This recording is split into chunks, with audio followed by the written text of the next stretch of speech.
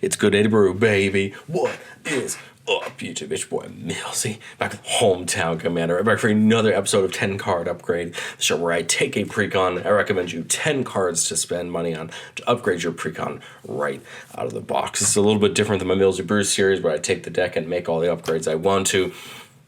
But if you're interested in seeing my upgrade for Nelly Borca, I'm going to put a link for that in the description below. Today we're looking at the blame game Precon for murders at Karlov Manor, headed up by Nelly Borca, Impulsive, Accuser.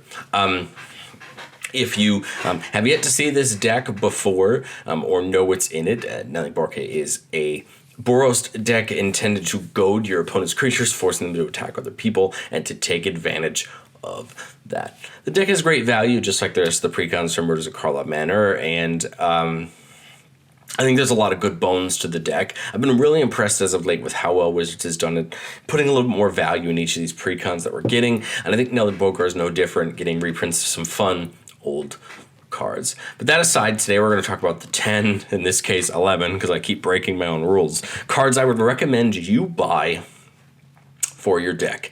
If I recall correctly, I added this up to about $25 or $30 for these 11 cards I'd recommend adding to Nelly Borca. I'm going to go through them one by one, explain why I would add these cards, and then we'll talk about the 11 cards that I would take out. First up, we have Argus Cost, Spirit of Justice. This is a rare from a mythic from the main set. It has double strike and vigilance. It says whenever it enters the battlefield or attacks, we choose up to one creature. If it's suspected, we exile it.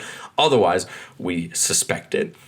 Argus Cost makes a ton of sense in a deck where our commander is going to suspect a creature every turn. If we stack the triggers right, this can automatically exile a creature every turn. Otherwise, we can double suspect creatures, and then Nelly Borca will suspect, or will goad two creatures, or more and more creatures as we suspect them, right? That number goes up. Nelly Borca goads all suspected creatures each turn, meaning that we can get more creatures suspected faster. But what I like about Argus Cost is it pairs so well with Nelly Borca being able to exile something if we want to go down that route. Aurelia, the Law Above, another rare from the set. It's a great card in its right, and a great character. Aurelia has so many well-loved cards. In fact, we'll talk about another one here in a second. But this is the newest rare from her newest card from Murders at Karlov Manor. Flying Vigilance Haste. Whenever a player attacks with 3 or more creatures, we draw a card. This is an important ability because since we're goading other people's creatures, they're hopefully going to be attacking with them, and then this will draw us cards. And it says whenever a player attacks with 5 or more creatures, it deals 3 damage to each of your opponents, and we gain 3 life. Again, hopefully we can be goading people's entire boards with the cards that we have in the deck, and cards we'll talk about in even a couple of these that we're going to talk about. And hopefully we can convince our opponents to be attacking each other and either drawing or taking advantage of Aurelia's abilities. We're also putting in Aurelia, the War Leader, probably the most popular of Aurelia's cards. A 6-mana 3/4 angel with Flying Vigilance and Haste that says whenever she attacks for the first time each turn, untap all creatures we control. After this phase, there's an additional combat phase.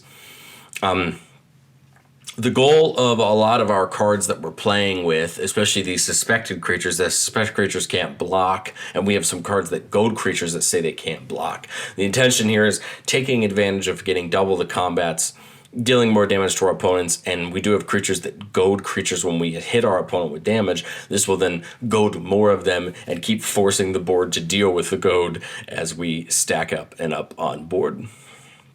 We're adding a pair of Boros named cards because I was surprised they weren't in the deck. First is Boros Charm, a card that's primarily used for its second ability to give permanents we control indestructible on a turn, but can also give a creature double strike or deal 4 damage to target player Planeswalker. More often than not, we're going to choose the second ability, giving our permanents indestructible to get around a board wipe, but hey, depending on the creature or the situation, sometimes double strike is just as good. And then Boros Signet for just a little bit more RAM. I was honestly surprised. I figured it would be in the deck. I know it just got reprinted in Ravnica Remastered, but I just kind of figured it would be in the deck. The signets are almost always included in 2-color Precons, which is why I just thought it was kind of odd that this one wasn't in there. It's a cheap card, and it just helps with mana ramp because we don't have access to normal land ramp, and we're not as good at drawing cards as other colors, so these do become important. Bothersome Quasit from our Baldur's Gate Precons is a pretty cool card. Go to creatures our opponents control can't block. This is going to pair really well with all the other cards we have that goad things. And then whenever we cast a non-creature spell, we goad target creature our opponent controls. Again, just helps spread out that goad to our opponent's creatures, and adding that they can't block will stack well with suspected creatures not being able to block and maybe getting us through for some big attacks. A pair of removal spells in Chaos Warp and Generous Gift are both great spells in our colors, and the deck really doesn't have a ton of removal outside of board wipes, so I really wanted to put in some single target removal. Chaos Warp can hit any permanent, both land and non-land. The opponent shuffles into their library, reveals the top card. If it's a permanent, they get it back on the battlefield. The Generous Gift can destroy any permanent, give its controller a 3/3 elephant. Both are going to help us hit almost anything we need to hit. Of course, there's a lot of really cheap creature removal and things like Sword to Plowshares and Path to Exile, but more often than not, colors like red struggle from not being able to hit anything other than creatures with damage, and so white kind of balances that out by giving us more removal that can hit anything, and Chaos Warp and Generous Gift are two of the best spells we have for hitting any permanent we can, and being able to be kind of a Swiss Army knife in whatever situation we get ourselves in. Komenu Battle Armor is a fun creature from Kamigawa. This is one of the creatures that has Reconfigure, and the ability where it can either come down as a creature or pay 4 mana to attach to another creature as an equipment.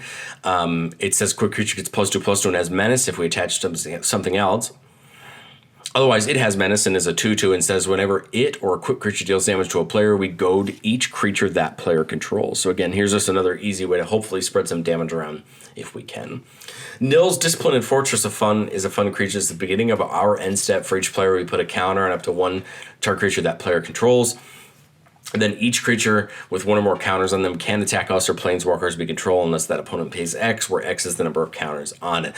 Nils, of course, works really great into decks that care about +1/+1 counters, but if not, we could stack some up on the important creatures and try to slow people down on hitting us back while we're dishing out all of this goad. Remember that the goad's going to run out eventually. Eventually, before one of the last two players standing, they're going to attack us no matter what, but hopefully we can try to slow them down until they eventually get there. And the last card is Taunt from the Rampart, a card from the Eowyn Lord of the Rings commander deck, which says goad all creatures our opponents control until our next turn those creatures can't block. And again, this could be a way to take a really big attack to potentially end the game by forcing their creatures out and not be able to block us. Well, let's start with the 11 cards I chose to cut from the deck. I think there's going to be one or two here that people really like, and so I apologize in advance. These were just the 11 cards I would take out for those 11 cards. If you disagree with me, I'd love to hear what you have to say down in the comments. First up is Ancient Stone Idol, a 10 cost creature that costs 1 less for each tagging creature. Again, this makes a ton of sense. Opponent takes a big strike. This could potentially come down for free, and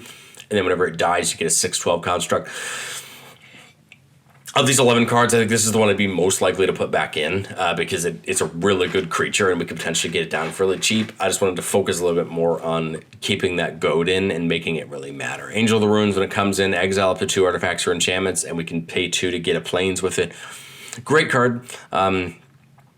Great blocker if we need it, and I like the ability, but again, just trying to go for more synergy. Anya, Merciless Angel, a 5 mana 4/4 with flying that gets +3/+3 for each opponent who has a life total less than equal to half of their starting life total, which is pretty good. Could potentially make it a could eventually turn it into a 13/13 if all of our opponents are less than half life. And it says as long as your opponent's life total is less than half the strong life total, it has Indestructible. Again, great creature. It makes sense. It's a reprint, I believe, which is great for it. Another Boros Angel that got reprinted. Again, copy paste in the last card. I just wanted a little bit more synergy for some of our creatures. Steel Hellkite, great cute creature in its own right. 5/5 flyer for 6.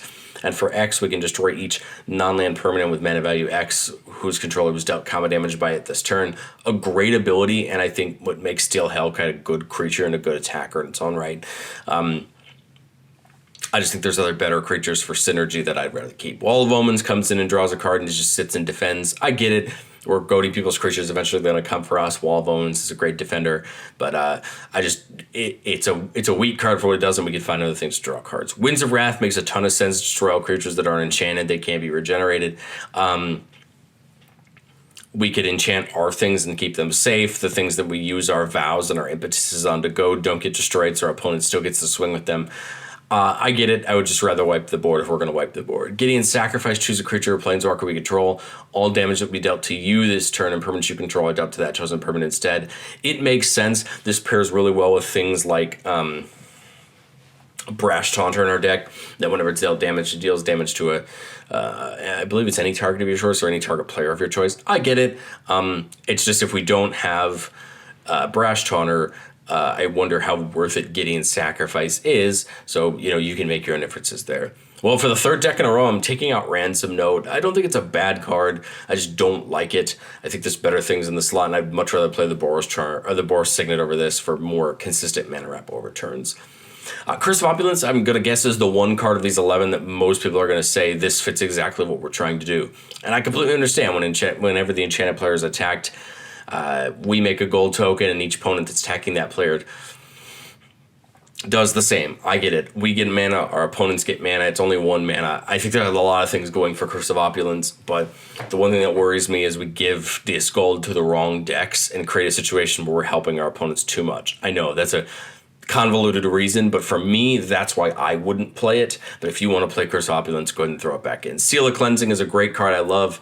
Sack it, destroy target artifact or enchantment. It's a great card. It's cheap and it hits things. And this is the deck's answer to try to, destroy artifacts or enchantments. But we added the Generous Gift and the Chaos Warp as options. And then Temple of the False God, I believe the second deck in a row. It's just a land that I don't like. If you do not have 5 lands, Temple of the False God is completely useless. You cannot tap it for any mana. Once you hit the 5, it becomes useful. And I would rather take this out and put another mana rock in, like Boros Signet, or even another one if we had to, rather than play a land like this that's just going to end up being a feels bad if you get it too early in the game. Sure, if you get it late in the game, it's one of the best lands you're going to play for a lot of lands. It's basically an Ancient Tomb without the damage.